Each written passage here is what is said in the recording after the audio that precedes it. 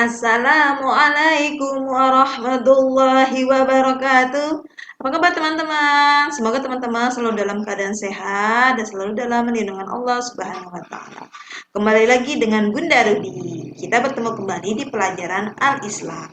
Nah, teman-teman, kembali lagi di pelajaran Islam, kita akan bahas di pertemuan pertama yaitu bab 1, ya.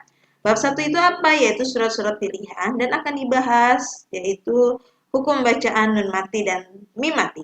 Nah, sebelum kita mulai teman-teman, tetap semangat ya belajar di rumah. Kumpulkan semangat, niatkan karena Allah Subhanahu wa taala, semoga kita dilancarkan dan teman-teman selalu memahami pelajaran apa yang disampaikan oleh guru-guru teman-teman. Baik, sebelum kita mulai, yuk teman-teman kita membaca basmalah. Bismillahirrahmanirrahim. Tujuan pembelajaran kita kali ini yaitu teman-teman diharapkan tahu hukum bacaan mati, mim mati, dan tanwin pada surat Al-Lail, Asy-Syams, dan Al-Balad. Lalu teman-teman mengetahui arti surat Al-Lail, Asy-Syams, dan Al-Balad, lalu isi kandungan surat Al-Lail, Asy-Syams, dan Al-Balad untuk pertemuan kita pertama ini.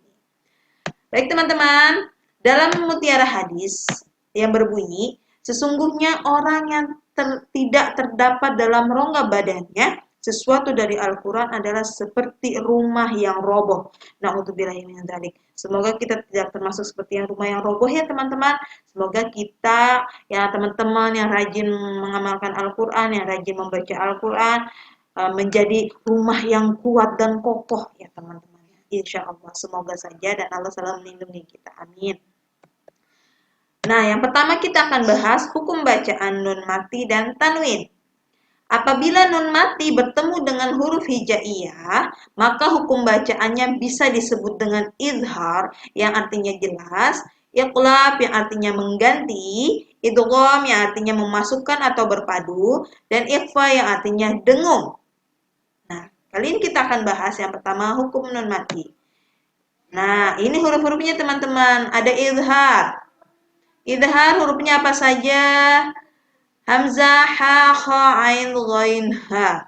Lalu ada idgham, idgham dibagi dua, yaitu idgham bil gunnah dan idgham bila gunnah. Idgham bil gunnah apa saja hurufnya? Mim, nun, waw, ya. Lalu idgham bila gunnah, hurufnya lam dan ro. Lalu iqlab hanya satu hurufnya, yaitu ba. Lalu ikhfa, hurufnya ada 15 nih teman-teman, sisa dari huruf-huruf yang sudah ada di idhar, idgham bi gunnah, idgham bila gunnah, dan iqlab. Apa saja?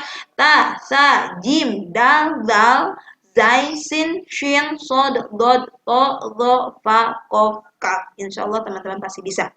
Ta, sa, jim, dal, zal, zai, sin, shin, sod, dod, to, dho, fa, kof, kaf. Ini dia hurufnya teman-teman. Contohnya, kita akan bahas yang pertama contoh dari idgham bila gunnah. Yang tadi bunyinya, yang hurufnya itu ada dua, yaitu lam dan ro. Contohnya, hudal lil muttaqin. Lalu ada lagi, milladunka. Lalu, samaratir rizqo. Mir rabbihim. Arti bila guna adalah tanpa mendengung, sedangkan idgham bi gunah dengan dengung. Oke, teman-teman pasti sudah tahu karena di qiraati sudah dijelaskan secara detail dan prakteknya langsung. Kemudian selain idgham bila guna ada iqlab. Iqlab yaitu hurufnya cuma ba yang artinya membalik. Tadi bisa juga mengganti. Contohnya apa? Amdam ba'idan mim ba'dihim diganti menjadi huruf bunyinya mim ya teman-teman, nunnya diganti mim. Lalu alimum bidatin, lalu yang bagi sayyi'atam bima am ba'din. Itu contoh ikhfa. Selanjutnya ikhfa. Nah, ikhfa yang tadi hurufnya 15, apa saja contohnya? Min tahtiha.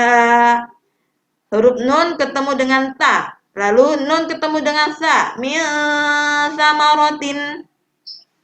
Wa anjayna. Nun ketemu jim. Nun ketemu dal. Mim min dinikum. Ada lagi nun ketemu ko. Yaitu min qablu. Lalu apalagi ya teman-teman, banyak ya di sini teman-teman. Lalu zilli. Pasti teman-teman sudah sering mendengar itu. Lalu contoh dari izhar. Izhar artinya jelas. Jadi nun sukunnya jelas, tanwinnya pun jelas. Contoh, nun bertemu dengan ha. Min haitsu. Lalu dumah tain bertemu dengan ha. Salamun hiya. Nah, ini ya teman-teman contoh dari izhar. Lalu contoh idgham bi gunnah yang harus dibaca ditahannya lama, dengung. Contoh dari huruf ya. Ya, betul nun mati bertemu dengan ya, contohnya may yaqulu. Kalau tanwin qaumun yu'minuna. Nah, lalu contoh dari waw yang harus biasanya dengung-dengungnya teman-teman. Miwaqin, lalu khairu wa abqa. Nah, ini contoh dari idgham bi gunnah. Selanjutnya, hukum bacaan mim mati.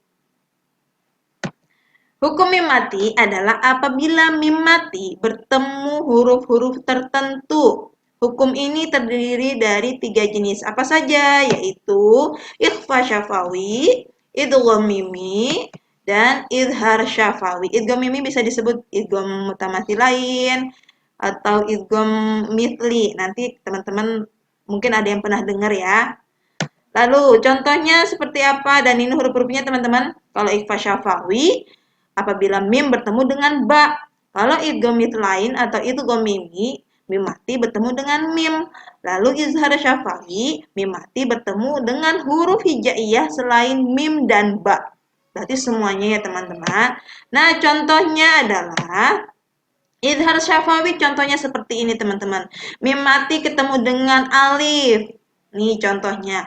Wa khalaqnakum azwajan. Jelas ya teman-teman, mimnya jelas, alifnya juga jelas. Lalu ketemu mim mati ketemu dengan nun. Alam naj'ali. Oke, lanjut. Hukum ikhfa syafawi contohnya. Mim mati bertemu dengan ba. Contohnya wa ma hum bi kharijina. Lalu idgham mimi, mim mati ketemu mim yang harus ditahan lama. Atau dengung. Anfusihim min. Oke, dan ini adalah huruf-huruf hijaiyah yang tadi selain mim dan ba ada a, alif, ta, sa, jim, ha, kha, dal, zal, ro, zai, sin, shin, sod, dod, to, dho, ain, ghain, fa, qaf, kaf, lam, nun, waw, ha, hamzah, ya, selain mim dan ba. Oke, itu ya teman-teman. Nah, sekarang kita bahas tentang arti surat-surat pilihan. Kita akan bahas surat-surat yang ada di buku Al-Islam kelas 4. Yang pertama surat Al-Lail. Surat Al-Lail artinya malam. Surat Asy-Syams artinya matahari. Dan surat Al-Balad artinya negeri, negeri Mekah. Oke, ini 3 surat yang kita bahas nanti. Dan kita akan membaca surat ini di pertemuan Zoom berikutnya ya teman-teman. Lalu isi kandungan surat surat Al-Balad, Asy-Syams, Al-Lail apa saja? Yang pertama surat Al-Balad teman-teman. Surat Al-Balad terdiri dari 20 ayat, termasuk surat ke-90 dan termasuk surat Makkiyah. Surat Al-Balad diturunkan sesudah surat Qaf. Lalu surat Al-Lail. Al-Lail terdiri dari 21 ayat, surat ke-92 dan termasuk surat Makkiyah. Surat Al-Lail diturunkan sesudah surat Al-A'la. Surat Asy-Syams terdiri dari 15 ayat, surat ke-91 dan termasuk surat Makkiyah. Diturunkan sesudah surat Al-Qadar. Oke, ini isi kandungan dari 3 surat. Kemudian kandungan pokok dari surat Al-Lail akan kita bahas, yaitu yang pertama, dari surat Al-Lail isinya adalah setiap usaha yang dilakukan manusia akan mendapat balasan teman-teman. Apapun yang kita lakukan, apapun usaha yang kita lakukan, insya Allah akan ada balasannya teman-teman. Kemudian, Orang yang memberikan hartanya di jalan Allah dan bertakwa membenarkan adanya syurga, maka akan mendapat jalan yang mudah insya Allah. Apabila kita memberikan harta kita di jalan Allah, membantu orang-orang miskin, membantu orang kesusahan, membantu orang yang uh, berjuang di jalan Allah, insya Allah Allah akan memberikan jalan yang mudah bagi kita. Kemudian selain itu orang-orang yang bakhil itu pelit ya teman-teman. Apabila orang-orang yang bakhil dan merasa dirinya cukup serta mendustakan pahala terbaik, maka akan mendapat jalan kesukaran. Oh, berarti kalau kita pelit dan kita merasa sombong, merasa cukup-cukup saja dan mendustakan pahala terbaik, maka kita akan mendapatkan jalan kesukaran. Jadi balasannya seperti itu teman-teman. Insya Allah semoga kita selalu dalam jalan yang lurus, jalan yang memang benar, sesuai jalannya Allah Subhanahu wa Ta'ala, menuju surganya Allah. Lalu yang kedua, surat Asy-Syams. Pokok bahasannya dari surat Asy-Syams adalah Allah telah menunjukkan jalan kebaikan dan keburukan bagi manusia. Tentunya kita juga maunya jalan kebaikan ya teman-teman. Walaupun jalan kebaikan itu sebenarnya jalan yang agak susah menuju kebaikan karena banyak godaan-godaan yang menghampiri kita. Tapi tentunya kita selalu ingat Allah, insya Allah Allah akan membantu kita menuju jalan kebaikan, bukan keburukan. Lalu yang kedua, orang yang memilih jalan kebaikan dan takwa maka akan beruntung. Jadi kalau kita mau beruntung, kita harus memilih jalan kebaikan. Lalu yang ketiga, orang yang memilih jalan keburukan dan dosa maka akan celaka. Nah, teman-teman, mau dapat dosa tapi gampang jalannya atau mau dapat pahala tapi memang kadang suka sulit menjalankannya. Tergantung kita masing-masing ya teman-teman. Tapi insya Allah jika kita mau dan jika ada niat, kita akan beruntung jika kita mau menuju jalan kebaikan. Lalu yang keempat, Allah menceritakan kedurhakaan kaum Tsamud kepada Rasulnya agar dijadikan peringatan bagi generasi berikutnya. Teman-teman masih ingat kaum Tsamud? Di pertemuan kita di kelas 3 ada cerita tentang kaum Tsamud. Nah, jadi Allah menceritakan kaum Tsamud tersebut kepada Rasulnya agar menjadi pelajaran buat kita di generasi berikutnya. Seperti kita ini sekarang ini. Ya, jangan mencontoh kaum Tsamud. Nah, terakhir surat Al-Balad yang artinya tadi negeri Mekah. Mekah adalah tempat yang suci dan diberkahi teman-teman. Kita mau haji ke Mekah, mau umroh ke Mekah karena Mekah itu tempat suci dan sebagai kiblatnya umat Islam. Lalu nikmat yang besar yang dikaruniakan Allah kepada manusia berupa 2 buah mata, lidah dan bibir kita untuk menunjukkan jalan kebaikan kepada sesama umat manusia, teman-teman. Jadi Allah memberikan nikmat dan karunia yang besar seperti 2 buah mata, lidah dan bibir untuk menunjukkan jalan yang benar dan yang baik pastinya. Lalu, memerdekakan budak, memberi makan pada musim kelaparan, menyantuni anak yatim, dan membantu orang miskin adalah jalan kesukaran menuju surga. Nah, jika kita memiliki harta berlebih, kita bisa membantu menyantuni anak yatim, membantu orang miskin, membantu orang-orang yang kelaparan. Insya Allah kita menuju jalan surga walaupun jalannya tersebut penuh kesukaran, penuh kesulitan. Ya. Lalu jika mau jalan yang ringan menuju neraka yaitu dengan berbuat maksiat, pilihan kita mau berbuat maksiat yang gampang seperti sekarang banyak beredar atau mau menuju jalan ke surga dengan berbuat baik, memerdekakan budak, memberi makan dan yang lainnya. Nah, semoga kita bisa menuju surga dengan jalan yang baik ini ya teman-teman. Jangan menuju ke neraka dengan perbuatan maksiat walaupun jalannya ringan gampang ya.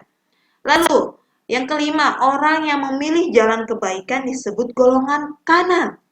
Ya, tangan kanan di golongan kanan. Karena kalau kita mau menjadi orang baik, kita termasuk golongan kanan teman-teman, menjadi orang baik.